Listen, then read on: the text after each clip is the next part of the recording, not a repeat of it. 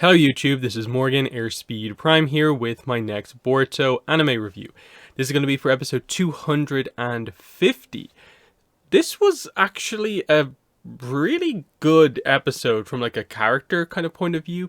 Now admittedly that comes from the fact that it was a pretty much almost complete Fanato clan focused episode. So we sort of focused in on the villains and what they were doing. We kind of went back a little bit in time to cover the events going on that side while other episodes had been happening.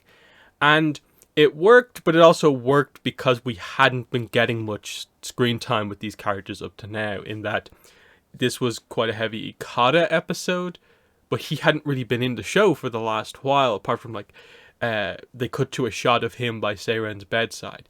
Here we actually get to see a lot of those scenes play out. We actually set up what's going on their side of things, because the episode ends with what feels like everything in position to finally head into some sort of a final sequence of episodes. And I like what's going on, but my main problem is that I still feel like I am somewhat in the dark about what exactly the overall motivations are of the Fanato clan.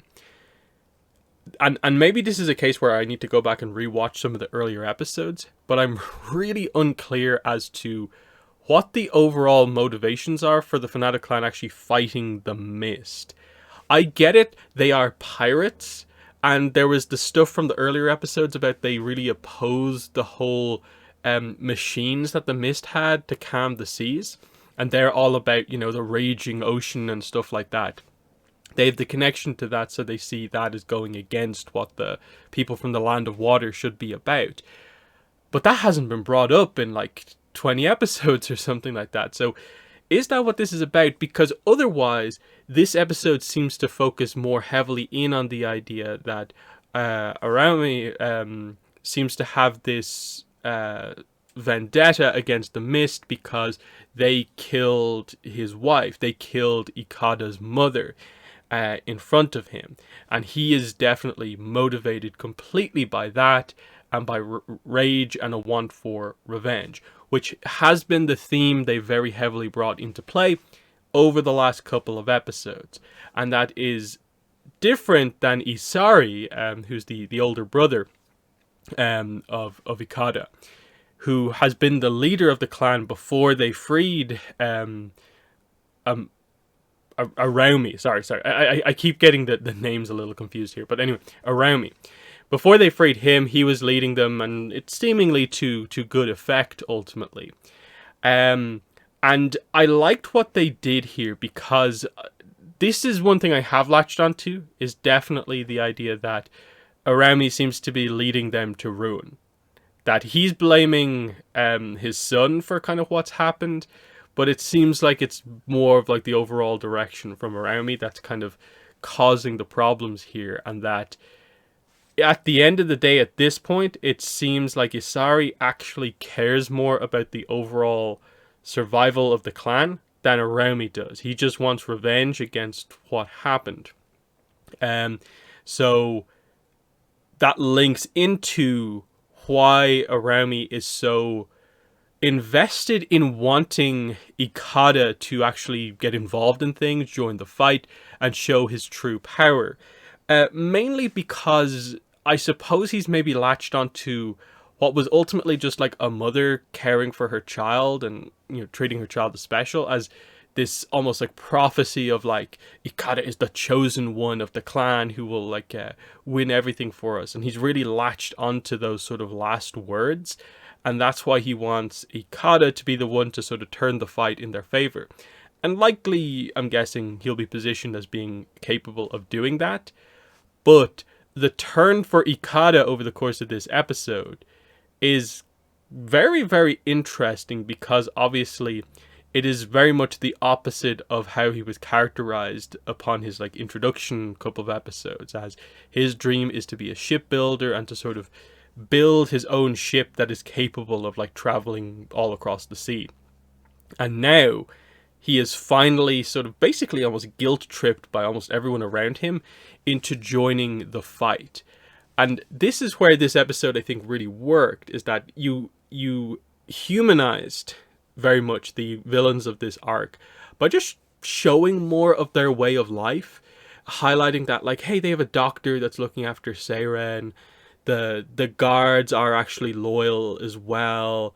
Um, they have all these carpenters who build their ships, which creates a little bit of a connection in the sense that, like, oh, maybe that's some way you can do something in terms of a resolution and bring the Fanato in and kind of change their path and create a bit of peace, is utilize them as maybe the shipbuilders of the land of water, but they're allowed more freedom as a clan. Something along those lines is maybe possible. But again, they double down on the idea of, even though it's not focused on, like, you do, I guess, meet Funamushi's wife, or at least his son's mother, for just a little bit, and kind of humanize that dynamic. You get the real contrast of Funamushi's son in the moments kind of leading up, the scenes before we actually see that Funamushi has in fact died. And again, just the emotion on their side to finding out that Funamushi is dead. Araumi reflecting on the death of his wife, that Tenma is gone as well. That we see in the episode, Seiren actually dies, and that is presented as a very emotional moment. And it's obviously meant to contrast with, on the good side of things in a way, the death of Kagura, the death of Hebichigo, and how impactful they were. The same things are happening on the other side of things. That's what the whole, like, Boruto arc from the last episode was about, was highlighting just the consequences of this, and that people want revenge against everyone, and it is a cycle of hatred that is continuing, and it needs to be somehow stopped. And how do you actually go about doing that? I do think, because they did bookmark the episode with a Boruto scene at the front and end, they're still, I think, going to have to deal with the issue of the fact that Boruto isn't actually responsible for the death of Seiren, and he isn't really responsible for the death of Funamushi, because it was fundamentally Buntan who was the one who actually delivered the lethal blow on Funamushi, and it was Kagura who was the one who delivered the blow against Seiren. Yes, Boruto was involved in these conflicts, and so he feels a responsibility for it, but it highlights that this arc is kind of going for it on the emotional side of things, but there's an unwillingness to actually place Boruto as being the one that is actually responsible for it, but they still want to do that. So that's a little bit of a disconnect, I think, in the arc, is that when we get around to it, Boruto, when he confronts Ikada, is he going to basically lie and say that I was the one who killed your sister when it wasn't? That's the complexity of a lot of this. On the Ikada side of things, again, you saw a lot of those scenes of he's still drawing ships. So his dream is still there throughout all of this, but you can see that he does care for his sister. But as the episode progresses, you see, like, oh, well, here's maybe a path for him. If he didn't have all the pressure, he might be okay with staying with the Fanato as just like a shipbuilder.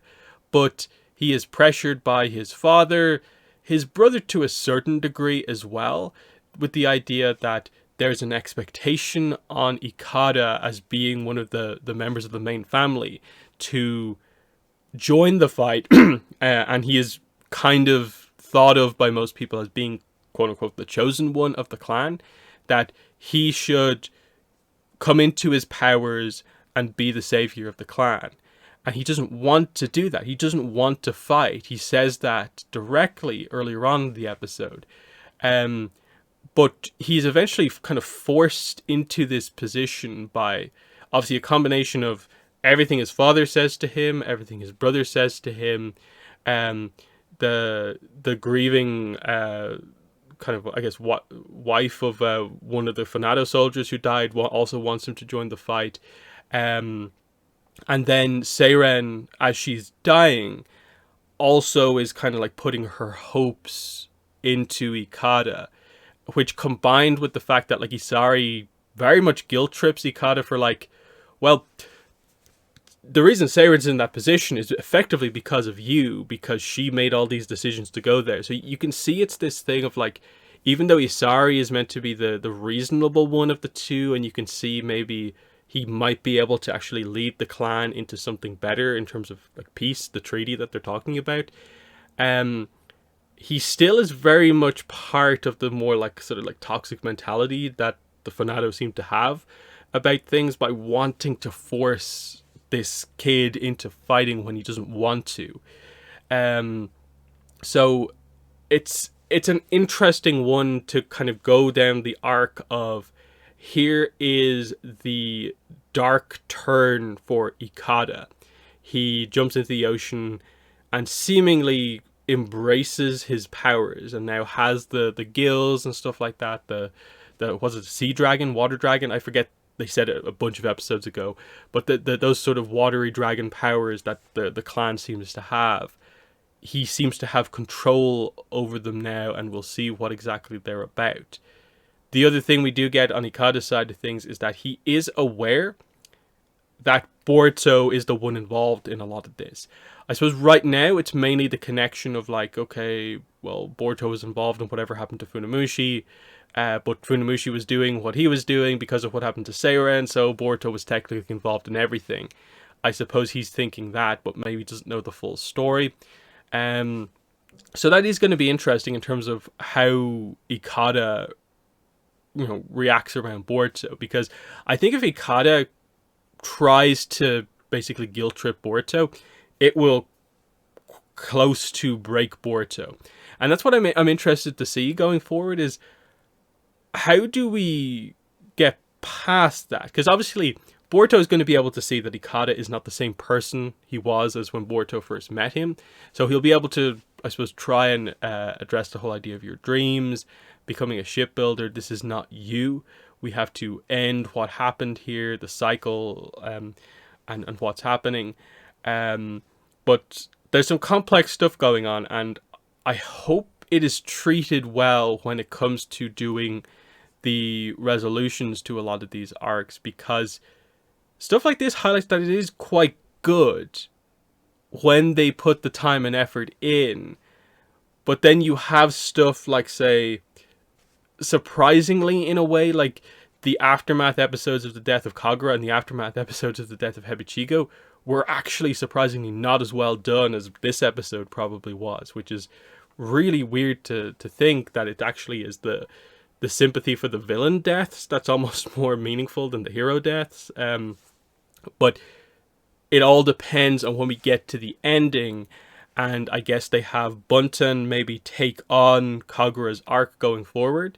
Whatever they maybe do with Kyo-Oh, if Isari is actually the one to maybe guide the Fanado to something more. I'm hoping that like the Isari thing, that there is a sense, that kind of almost sense of honor that he has is true, and it's not just that he's gonna feign a deal with Chojuro and then go against it, because I do think we're leading to probably that Amari probably Araumi does probably need to die. They tried to obviously create the sympathetic arc of what happened to his wife, but I think they're going for the he is the one consumed by rage type thing, and so he will have to, I think, get taken out, and it will be, I guess, Ikada and Isari as the sort of leaders of the Fanado clan, as the ones to guide it to something better going forward. I hope they are able to get back to, like I said, the one sort of complaint about this is more the background early setup of like, what's the Fanado clan's fundamental issue with the Mist beyond just that they're pirates, and so a conflict is in place just by default of like the rebellious, pirate group versus the establishment type thing.